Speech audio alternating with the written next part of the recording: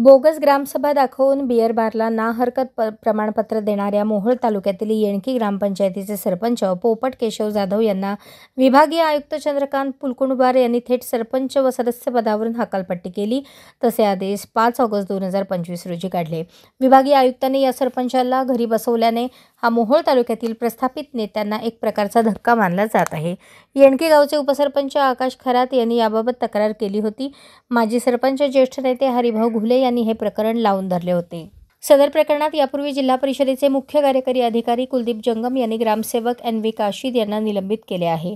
सरपंच आणि ग्रामसेवकांनी संगनमताने 11 एप्रिल 2022 रोजी बोगस ग्रामसभा दाखवून राजरत्न बियर बारसाठी ना हरकत प्रमाणपत्र दिले होते. त्याविरोधात उपसरपंच खरात यांनी गटविकास अधिकाऱ्यांकडे तक्रार केली होती. या प्रकरणात ग्रामपंचायतीने ग्रामसभा ठराव, ग्रामसभा अजेंडा, ग्रामसभा उपस्थिती पत्रक, ग्रामसभा दवंडी रजिस्टर हे प्रत्येक वर्षी नवीन तयार करणे, ग्रामसभाबाबतचे व्हिडिओ चित्रीकरण करावे असे निर्देश असताना 11 एप्रिल 2022 रोजीच्या ग्रामसभेचे व्हिडिओ चित्रीकरण न करणे शिस्तभंगाच्या कारवाईस पात्र असल्याचे कारण पुढे करत जिल्हा परिषदेचे मुख्य कार्यकारी अधिकारी ग्रामसेवक काशीद यांना निलंबित केले होते. सरपंच जाधव यांच्या विरुद्धचे प्रकरण विभागीय आयुक्त यांच्यासमोर चालून त्यांनी 5 ऑगस्ट रोजी या प्रकरणात निकाल दिला आणि त्यांना निलंबित केले.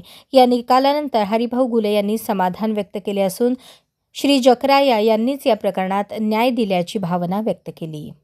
सविस्तर सांगा. बोगस म्हणजे ग्राम आपलं त्यांचे रेशन दुकान आहे सरपंचा ताब्यात. पोपट केशव जाधव यांच्या रेशन दुकान आहे त्यांच्या ताब्यात.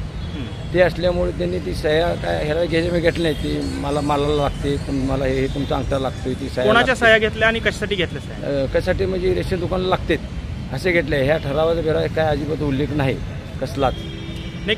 काय ठराव काय केला होता सरपंचाने? ग्रामसभा करून ती बेरशापीला केला त्यांनी मुद्दा.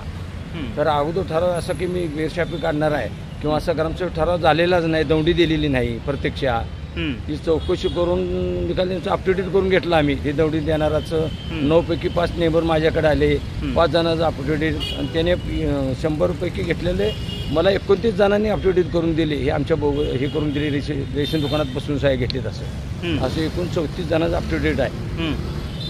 त्याच्यामुळं ते अगदी त्यांनी ह्या बोगस सह्या घेऊन काय केलं पुढे?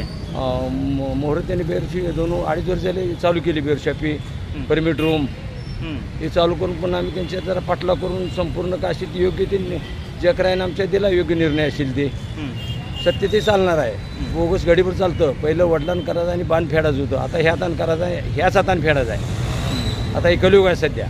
मी केलं तर मला सोडणार नाही जकराया. कोणी जर केलं तर सोडणं असा जकराया आहे. तो भंडाराचा देव आहे आमचा जकराया. म्हणजे जकरायाने बिरोबा माळीकर आहेत. आम्ही 4 गावचे लोक येते. तामिळनाडू, कर्नाटक, आंध्र, मराठा.